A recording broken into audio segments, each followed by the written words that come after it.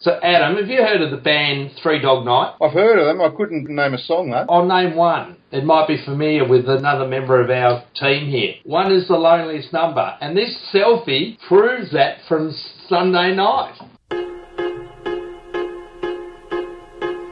One is the loneliest number that you'll ever do. I was there. At least I was. We'll get on to that, Bards. We'll get on to that. Big show tonight. We're going to have a blast. We've got a whack. We've got a couple of questions for Wetters. I've got a new segment I want to introduce. You'll like it, I think. I hope. And from the backline's back. It can't get more exciting than that. Or can it? Scores from last week.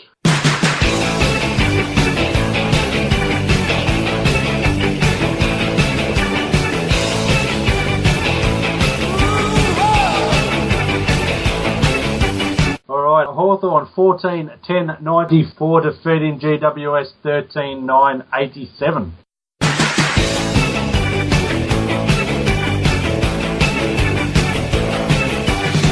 What was that huge margin that was close to Wetters, nearest to the pin? Yeah, 7 points.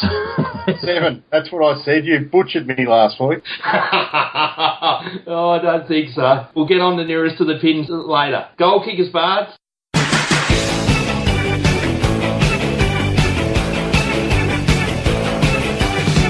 Smith 4, Gunston 4, Bruce 2, Roughhead 2, Sewell and Langford 1 apiece. And this is what I'm really interested in. Your 5-4-3-2-1 for the Bards light.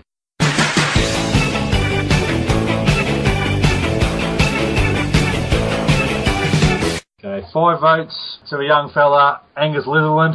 I thought easily his best game for the club. He kept running when others weren't late in the game, saved the goal one stage here and just kept going and going. Great game. 4 to Smith, 3 to Gunston, 2 to Cheney and 1 to Langford.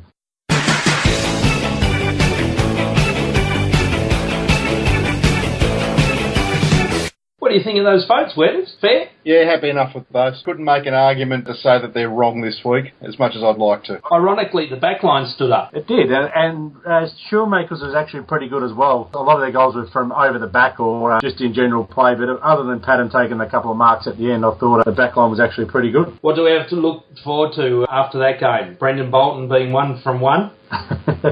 Yeah, Mr. Positivity, Brendan Bolton. Did you check out his press conference? No, tell us about it, Bards. He walks in and he goes, now, first of all, boys, I just want to say that I'm really happy today. Thought we were really good. We tried really hard. Oh, mate, the guy's in love with himself. Well, in love with footy anyway. Speaking of in love with himself, can I tell you guys a very quick story about training on Saturday morning? Oh, I thought you were going to talk about Josh Bootsma. Okay, keep going. No, a very quick story about people in love with football and in love with themselves. We're at training on Saturday morning down with my mate Johnny Palermo and his 2 young kids, and they're getting some autographs from some of the players, and Jack Gunston was signing autographs and Isaac Smith and a few of the guns, and then Kyle Cheney virtually runs over to the fence with a black marker and yells out, "You want an autograph?" True story. Oh, very good. Did you see my photo during the week with Luke Hodge at training? I did. Great photo. Young McKinley's 21st birthday, mate. That'll have to be dug out. Beautiful. All right. Good man. So any other highlights from this game, or do we just move on? No.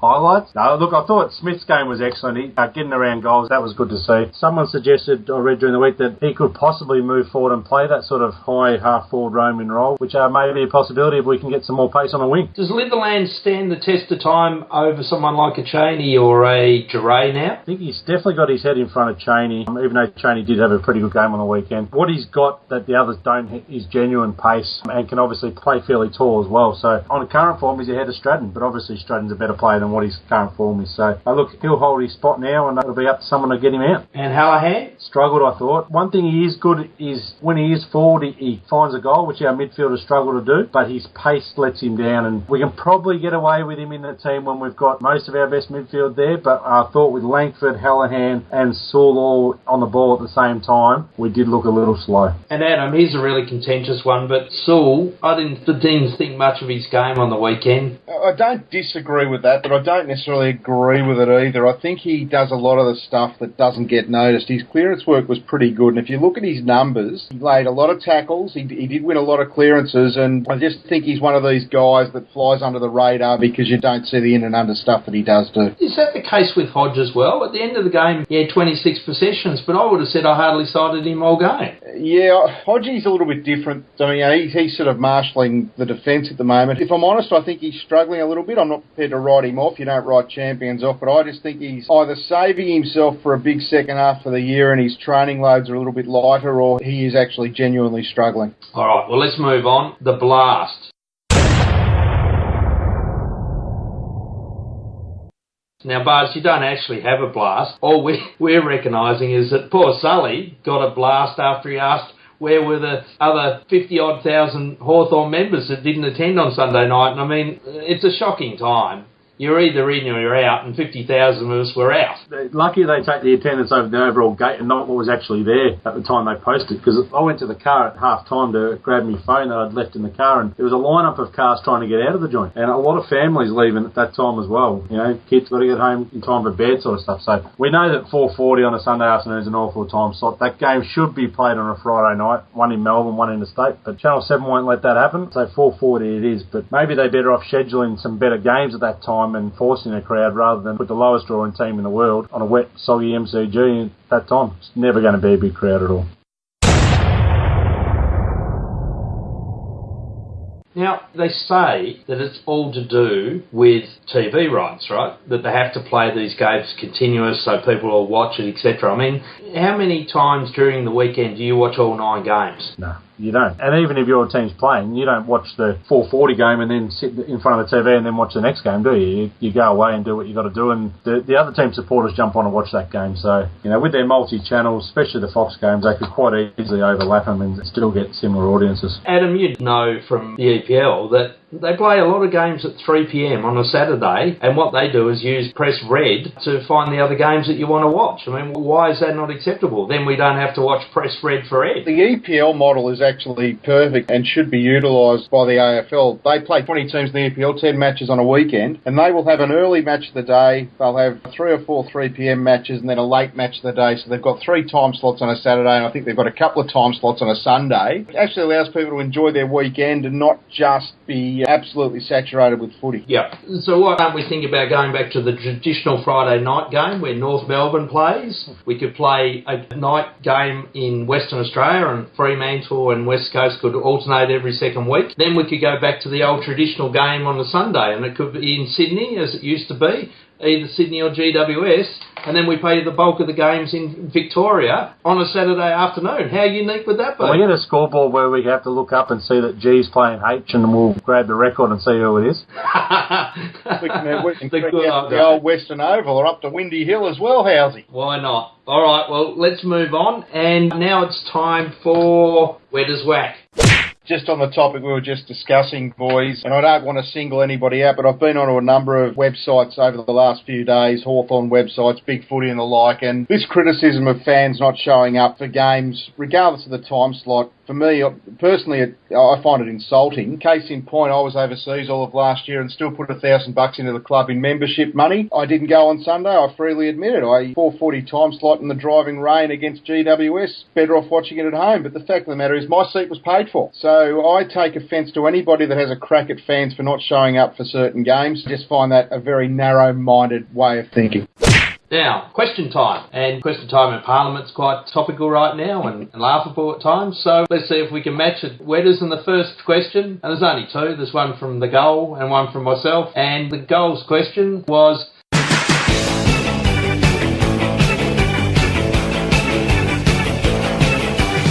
What's the consensus within the group of the possibility now of the AFL introducing more rules regarding zoning for easing the congestion? I personally believe we have far too many rules and regulations which takes away the essence of our great game.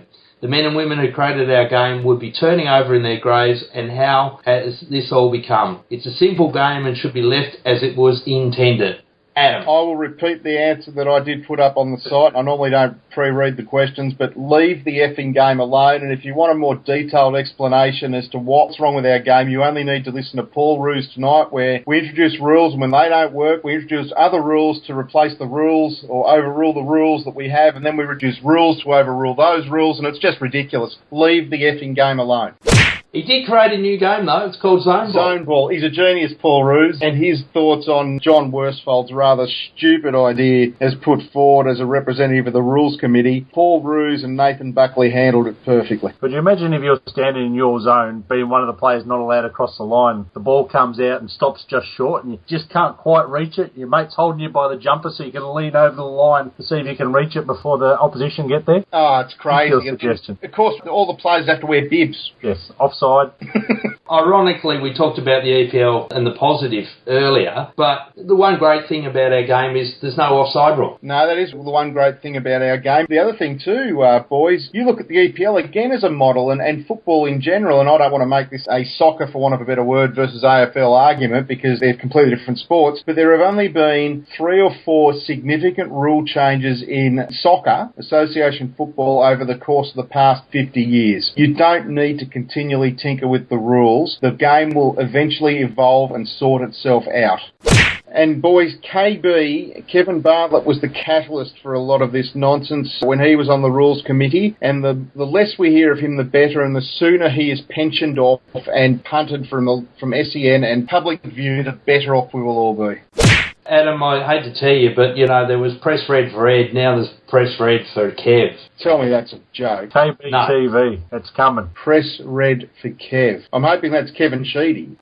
So I'll tell you what, there's got to be a real case for press red for Hawks One-Eyed View, isn't there? It's getting stronger and stronger by the day. Well, I prefer to listen to you boys than Kevin Bartlett.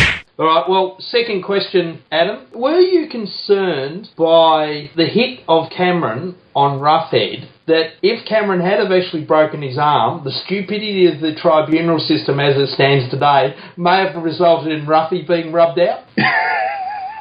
I know you're being facetious. Look, I don't think Jeremy Cameron really meant to get him. And I think he got a week, didn't he? And that's fair enough.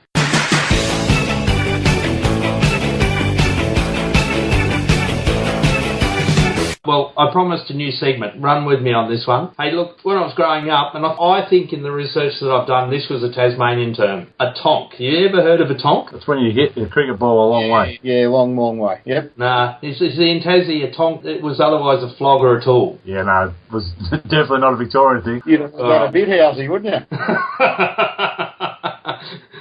So, this week's Tonk of the Week, and it's got to go to a member of the media every week. So this week's Tonk of the Week is Dwayne Russell. Fair suck of the sav. Now, Bards, you were probably better off being one of the 17,000 people at the ground, because listening to Dwayne Russell's commentary, well, I nearly turned it off, not because of the pathetic effort that Hawthorn displayed, but more because I couldn't put up with the commentary. Adam? If I was allowed to swear on this show, I would agree with as much profanity as I'd be allowed. The guy is an absolute, I won't use the word tonk, but he is a... Who was that lively half-forward that we've got? Number 22. What did Dwayne Russell call him? I don't know. Brust. Oh, with Brust. The German guy. How hard is it to say Bruce? All right, well, Dwayne Russell, Tonk of the Week.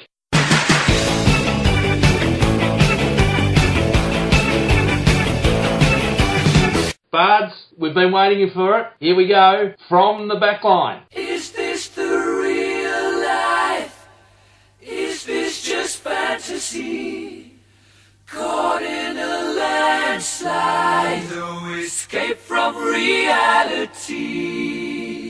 All right, Grant. Now, my challenge this week, given by Adam, was a side of Hawthorn players that were better players at Hawthorn than they were at the club that they came from. And I've managed to put together a full 22 and an emergency and even a coach. So, from the back line, Guerra, Gillum, Cheney, halfback, Gibson, Crode, Bremner. The centre line is Kapler, Woods and Joel Smith. The half-forward line, Gunston, Barker and Piccioni. The forward line is Aaron Lord, David Hale and Shane Stevenson. The ruck division, Salmon, Green and Justin Crawford. And the interchange, Spanger, Michael Byrne, Simon Cox, and of course Simpkin is a sub. The emergency is Brendan Crummell. And the coach, Alan Jeans. It's a kind of magic. It's a kind of magic. Arguments? Anyone want to challenge me on any of those players? Oh, Yeah, back line. Does everyone know who the players are? Back line. hard to challenge, but the only two I would throw question marks over And their only question marks would be Darren Kapler, who I thought was an excellent player at Sydney before he came to Hawthorn. And the only other one that you could make an argument for, but it'd be tenuous based on the fact the guy was in our team of the century, but I think Paul Salmon was a pretty fair player at Essendon as well. And my proviso on Salmon is I picked him as a ruckman. He's a much better ruckman at Hawthorn than he was at Essendon because he got to play in the ruck. He had 2 very high Brownlow finishes, almost as many Brownlow votes in his short time at Hawthorn than he had at Essendon altogether. Of course, he's in our team of the century, as you pointed out. Spards, was Sean Wren and Peter Everett under consideration for the ruck? Sean Wren was no way a better player at Hawthorn than he was at Adelaide. And Peter Everett, well, it was about Rig and Ruff. And you put Simpkin in the vest, you heartless bastard. I had to get him in the side so he could have the vest. Justin Crawford. Yeah. He was a good player anywhere, was he? He went right at Crown. There's a couple there that I've got a bit tricky with. Aaron Lord, of course, went from Geelong to Hawthorn and back to Geelong, but his best footy was at Hawthorn. Trent Chode, Freo and Hawthorn, but his best footy was in his second spell at Hawthorn. And Chaney's played, 10 games for Hawthorn? Yeah, but he only played a couple at Melbourne. Stephen Gillen played 1 game for Port Adelaide. How many games has Spanger played for Hawthorn? 3? He has not lost a game for Hawthorn. 7 from 7 years. Do you know he's captaining them off the bench? And Shane Stevenson, do you remember Shane Stevenson? He broke his ankle one day playing against Sydney and kicked a goal out of the square late in the last. And I remember that because I backed Hawthorn by over 39.5 that day and they won by 42 on the back of that. Yeah, it was a great effort from him indeed. I think he's Tasmanian operations manager. He is. He's like our current coach, a great Tasmanian, and you're still part of the club, so that's good. Now, Adam, what's from the backline challenge next week for Bards?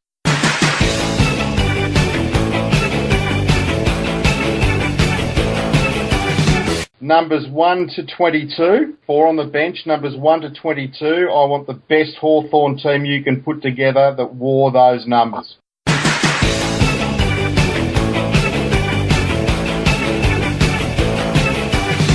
You know what, I've actually been experimenting with from the back line in number order, going like from the back pocket through to the forward line. No, the captain's got to wear number 1. No, captain can wear any number of those through 22, but, for example, you can't have Dunstall and Gunston in the same team because they both predominantly wore 19 through their careers. Potentially you could have Hudson and Dunstall. You could, but this is the trick. Oh, so I can only use a number 1, so it doesn't matter what numbers I use. No, you've got to use numbers 1 to 22, and you can only use each number 1. So Johnny Platten doesn't get a game on account of the fact he wore number 44. And Hudson would get in because he wore number 1 when he was back in 77. But you need a ruckman, so you might have to put Max Bailey in. So this is the trick, Bards. Paul Salmon wore number 4. But you've got to have player for within reason in each position. You can't go in without a ruckman just because you found 22 players that you thought were better than a ruckman that you wanted to choose. Oh, we'll get a ruckman. Geez, there's going to be a few blokes that wore number 23 but stiff to myself. That's a shame.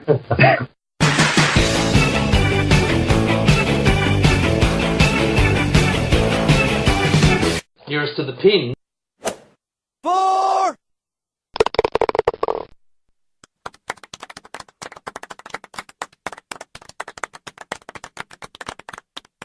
Now, Aaron probably thinks he was nearest to the pin, but luckily it's time-stamped. And I hate to tell you, Aaron, but the game started at 4:40, so probably lucky for you, that's just a few points that you don't have to add to your score. So the actual winner was Mark Langdon on 45, and the actual loser was Adam Wedlock. Harsh.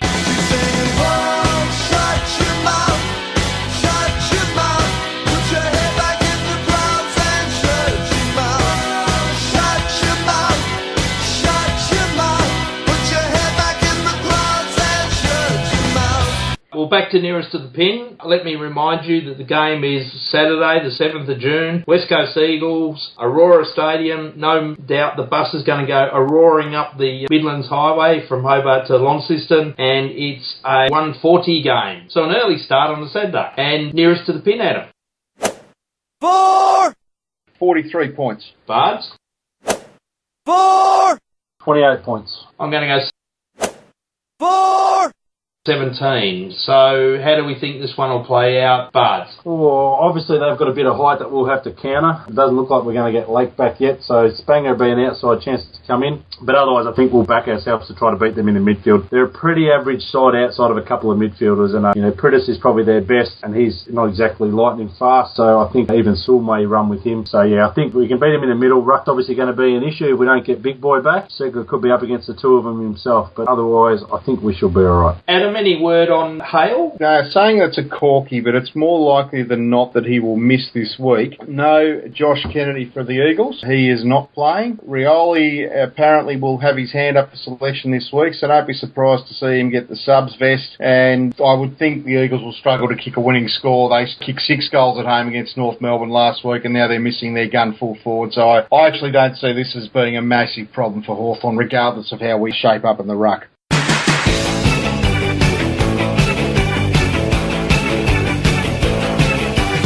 Well, it's been a long show. Bards has got another homework assignment for the week, Adam. I'm going to ask the listeners and members of Hawks One Eye View what they thought of his first up from the back line for 2014. And on that note, it's Go Hawks! Go Hawks!